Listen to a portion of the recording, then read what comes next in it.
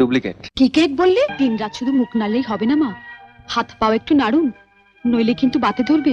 ধন্বন্তরী কবরেজের মতো তোমার বাতের চিকিৎসাটা করে গেল। ওহ, ও যদি আমার চোখের চিকিৎসাটা করতে পারতো।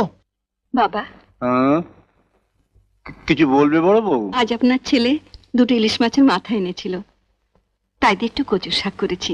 আপনার জন্য বাড়িতে কিছুটা তুলে এনেছি, খেয়ে নিন। এভাবে আবার আনলে কেন? ভাতের সঙ্গে খেতাম। তখন তো সবার মধ্যে আপনাকে বেশি দিতে পারি না, অথচ আমি জানি আপনি কচু শাক খেতে কত ভালোবাসেন। তোমার শাশুড়ি ঠাকুরের এখন কোথায়? উনি তন্দ্রার মামা তন্দ্রার ঘরে বসে গল্প করছেন। আপনি খান, আমি ওদিকটা নজর রাখছি।